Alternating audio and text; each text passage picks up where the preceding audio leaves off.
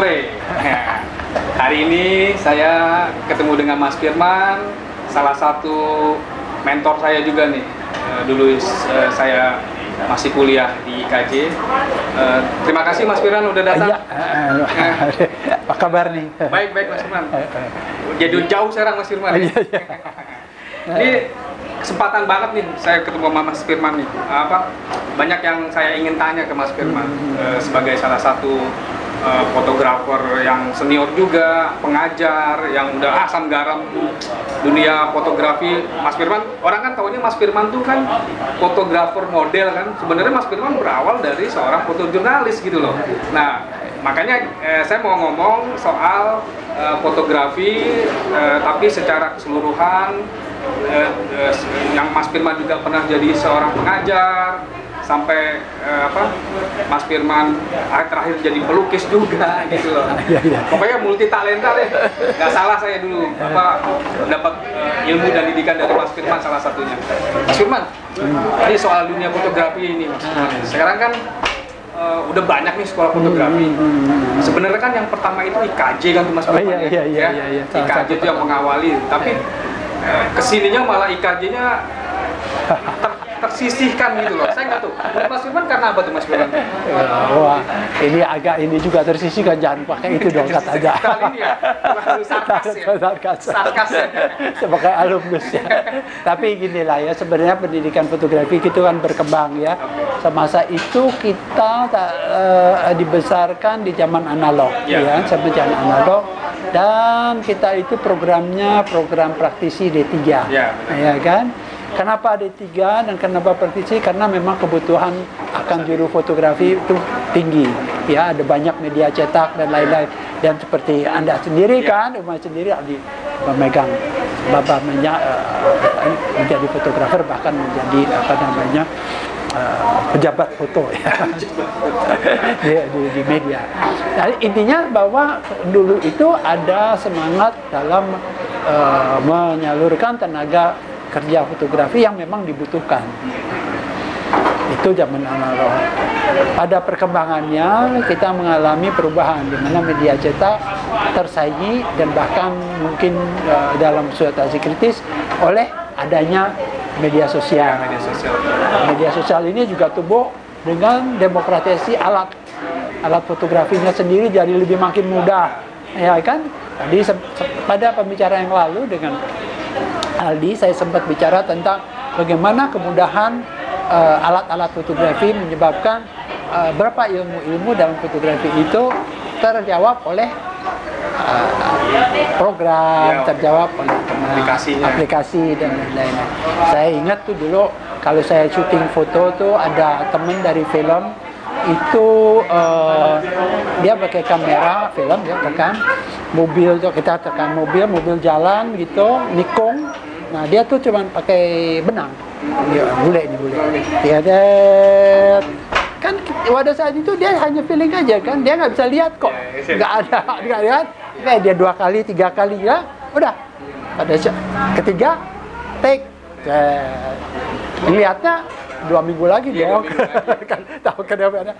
Nah ilmu itu kan hilang, dengan aja autofokus, selesai itu udah. Nah ini yang menurut saya ada banyak hal, ini yang paling sederhana yang saya ceritakan. Tapi banyak hal yang lebih kompleks yang tadinya itu sekarang terjawab oleh teknologi yang memudahkan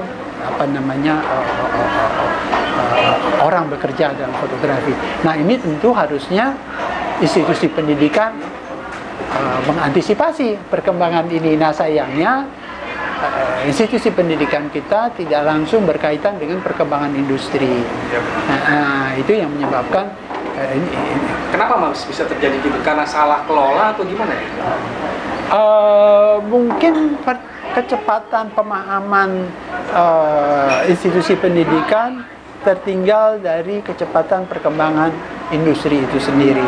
Nah ini kalau kita bicara tentang kerjasama dunia film atau fotografi di negara-negara maju, mereka lah yang bergerak di bidang industrinya yang paling tahu duluan apa yang terjadi.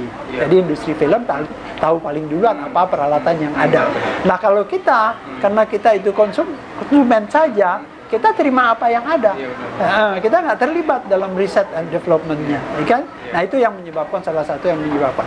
Kedua, tidak ada peningkatan pada apresiasi fotografi itu sendiri. Jadi pewacanaan fotografi itu kurang, sehingga pemahaman fotografi masih sederhana, relatif sederhana. Bandingkan dengan dunia seni rupa, ya, dunia seni rupa terus melakukan penjelajahan atau pendalaman pewacanaan di dalam disiplin mereka, sehingga mereka mendapatkan posisi baru dalam apresiasi masyarakat. Artinya ada perdagangan seni dan lain-lain sebagainya, gitu. Padahal sebenarnya kan fotografi itu sangat dinamis juga kan sebenarnya, Mas. Betul, Ya, maksudnya betul. bisa diaplikasikan kemana-mana saja. kan? Betul. Itulah tadi kan, kalau tadi saya sempat bicara di bidang umum, semakin banyak orang yang terlibat dalam kerja fotografi ini oleh karena kemudahannya, ya.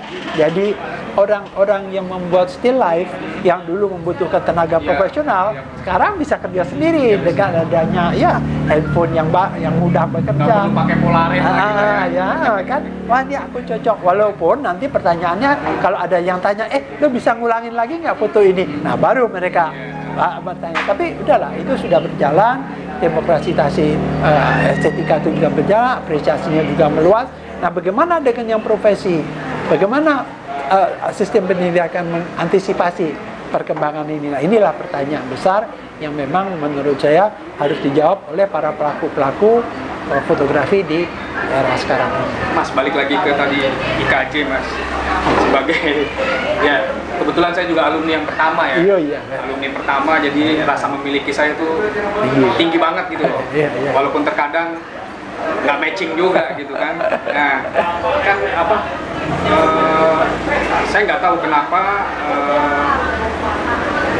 tidak lebih baik gitu loh ke depannya gitu loh. Itu satu. Kedua juga, apakah yang di dalamnya itu tidak mengikuti perkembangan atau gimana gitu loh. Sebenarnya di satu sisi usaha untuk mendekati perkembangan itu ada, tapi tadi ya pengalaman-pengalaman yang dilakukan itu mungkin tidak terserap dengan baik. Artinya seharusnya institusi bisa mendapatkan masukan dari alumnus di dalam hal fotografi, ya. Ada teman-teman yang menurut saya mahasiswa saya dulu yang sekarang menurut saya well established, mendapatkan pengakuan dari masyarakat dan lain-lain. Sebenarnya mereka lah yang harus jadi motor dari perkembangan institusi fotografi ini. Nah, di dalam sekolahan ini, ya, sekolah di dalam institusi ini. Nah, ini mungkin yang harus diperbaiki. Jadi memang masukan-masukan atau desakan-desakan, kalau nggak masukan ya desakan, ya, dari teman-teman yang berada di luar institusi pendidikan ini harus menuntut kepada institusi bahwa kurikulum ini harus ada penyesuaian. Para pengajar harus mendapatkan peningkatan pengetahuan, harus memaklumi situasi-situasi baru dalam fotografi, praktek fotografi. Nah, ini yang sebenarnya menurut saya tidak banyak terjadi. Iya, karena menurut saya sebenarnya alumni IKJ fotografi itu kalau di dunia jurnalis itu lumayan banyak. Betul. Saya nggak merasa berjasa atau nggak, tapi saya juga pernah menelurkan juga di sekarang nih, yang generasi sekarang tuh juga ada yang sentuhan saya juga gitu ya. Nah, maksud saya sayang aja gitu loh kalau yang udah kita buat atau ini malah nggak guna gitu loh. Jadi bisa bayangkan Pak, kalau umat saja merasakan begitu, apalagi saya, ya kan? Artinya saya sebagai mantan pengajar di pensiun sekarang bisa melihat bahwa ada mahasiswa saya dulu mahasiswa yang sudah menurut saya sudah sepantasnya menjadi tokoh dalam dunia fotografi yang baru, ya kan? Bahkan mungkin sudah ditokohkan juga, tetapi di institusi malah justru tidak paham akan perkembangan ini. Mengapa demikian? Nah, inilah pertanyaan yang harus diajukan. Mengapa institusi tidak bisa melihat perkembangan dari alumninya sendiri, ya kan? Ini kan ada banyak, dan dan itulah yang justru harus disampaikan atau diterima, diserap oleh institusi pendidikan ini sendiri. Nah, tadi saya disampaikan bahwa menurut saya ada baiknya teman-teman alumni ini lalu kemudian bicara dengan mereka yang mengajar, menyatakan apa kebutuhan dunia fotografi sekarang ini. Bukan background putih, background gelap lagi, ya kan? Ada aplikasinya, ya kan? Sudah selesai. Apa sih yang sekarang yang dibutuhkan? Nah, ini teman-teman seperti katakanlah Eric Juragan, Umay sendiri, banyak teman-teman yang menurut saya well established, menguasai situasi baru dalam fotografi dan harus memberi masukan kepada stakeholder di KJ.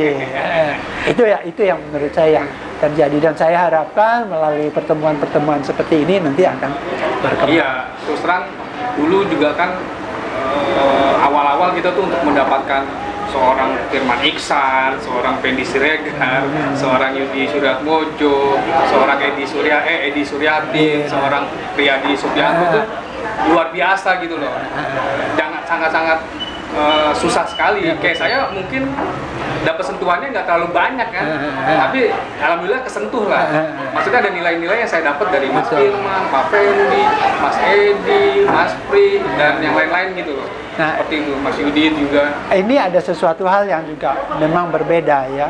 Kalau sistem dulu, cara yang dulu ada kebebasan di dalam pengelolaan internal, ya, kurikulum, mata kuliah dan lain-lain sebagainya yang menyebabkan kedekatan para dosen dengan mahasiswa. Ya, ini menyebabkan tadi tersentuh saja, akhirnya menyebabkan kepercayaan diri yang kuat, akhirnya berani maju, ya kan? Mungkin ilmunya belum turun, tapi rasa bangganya, rasa kepercayaan dirinya tumbuh, ya kan? Sehingga akhirnya berani, Mas, saya begini-begini, saya berani. Nah, sekarang situasi itu sudah tidak ada, ya kan? Situasi itu berubah menjadi institusi pendidikan yang sebetulnya tidak lagi spesifik seperti dahulu. Iya, apa karena jadi bagian ya Mas ya sekarang ya? Kalau jurusan dan bagian itu sebetulnya menurut saya tidak masalah. Yang jadi masalah adalah bertemunya mahasiswa dengan tokoh-tokoh yang memahami situasi yang terkini. Ada role modelnya gitu. Role model. Yang sebetulnya menurut saya itulah jiwa dari pendidikan seni. Kalau pendidikan seni itu tidak bertemu dengan itu, kita lewat YouTube aja. Iya benar. Ya udah download tidak bisa. Apa yang menyebabkan lain? Kalau kita ketemu Slamet Raharjo, kalau kita ketemu dapat kan? Iya benar. Dengar mereka bicara, dengar itu. Itu sebetulnya kelebihan IKJ. Itu yang saya dapat dulu kayak gitu. Karena saya dulu bisa bermain di teman-teman SR, teman-teman tari, teman-teman teater. Mungkin itu sebenarnya itu poin plus itu sebenarnya buat. Nah, itu yang makanya saya sendiri kan saya sekarang di Yayasan Seni Budaya Jakarta juga mengingatkan pada rektor yang baru bahwa tantangannya sekarang kita mengikuti dikti, berarti ada akreditasi tadi yang sebetulnya sifatnya lebih umum. Jadi semua sekolah perguruan tinggi harus melalui itu. Nah, sementara itu akan punya plus poin banyak bagi kita, tapi juga akan mengebiri kekuatan kita sendiri. Artinya dulu kalau saya masuk kelas, mana si Umay ke depan nggak ada, lagi ikut Pak Fendi, saya nggak apa-apa. Karena itu adalah, berarti kapan lagi dia bisa ikut dengan itu, bahkan ikut syuting, bahkan kan ikut Bangsam atau apa kan dulu seperti itu, nyantrik ya. Itu adalah kelebihan. Nah, sekarang itu jadi berkurang karena dia masuk di kelas. Absensi jadi penting. Absensi jadi penting. Nah, ini yang sebetulnya belum diterjemahkan dengan baik oleh kita. Kalau sistem ini adalah sistem yang seperti itu, bagaimana dengan silabusnya? Bagaimana dengan workshop? Programnya jadi berbeda. Kalau dulu memang setengah liar ya, tetapi karena orang yang penting tuh ada PD, rasa percayaan diri. Nanti kalau nggak tahu, karena dosen waktu itu terbuka, kamu sudah di luar mau nanya balik lagi ya silakan. Ya nggak ada batas kelas, nggak ada kelas. ada jam jam kuliah. Ya, kita ketemu di luar, Mas, ini materi setiap saat kita bicara. Sementara sekarang situasi menjadi berbeda. Nah, ini yang menurut saya tantangan buat IKJ dalam menghadapi perkembangan zaman. Dan saya berharap bahwa karena saya mungkin sudah tidak terlalu terlibat dalam fotografi terkini, maka teman-teman alumnus yang terkini yang masih terlibat ini bisa melakukan koreksi atau masukan kepada stakeholder itu sendiri. Karena kemarin misalnya, jurusan fotografi mau dibuat, tetapi dalam diskusi tersebut tidak dilibatkan bukan hanya tidak dilibatkan, dari percakapan kita tahu bahwa model yang dia harapkan itu model zaman saya, padahal harusnya sudah lewat, ya kan, sudah lewat. Peralatannya seperti apa, bagaimana industri fotografi itu sekarang, apa saja pelayanan dalam fotografi yang masih bisa dilakukan, apa yang sudah tidak lagi, kan? Karena tadi kalau katakanlah tabletop, misalnya tabletop sekarang udah dari utama, mungkin sekarang foto motor, foto mobil, foto kita sebagai institusi pendidikan jadi harus lebih luas, begitu kira-kira. Oke, Mas Firman, cukup inilah membawa secercah harapan lah buat institusi atau alumni tempat saya dulu belajar gitu loh. Teman-teman, kayaknya cukup ya, Mas Firman udah memberi penjelasan, ngasih poin-poin gimana supaya IKJ khususnya dan dunia fotografi bisa lebih berkembang. Poinnya yang pertama yaitu pasti harus mengikuti zaman, ya Masnya. Perubahan itu tidak bisa kita pungkiri, harus kita ikuti, kayak gitu loh. Itu sih intinya, teman-teman. Mas Firman, makasih Mas Firman. Sama-sama, Pak. Sukses ya. Ya, sama-sama Mas Firman. Salam, thank you Mas Firman.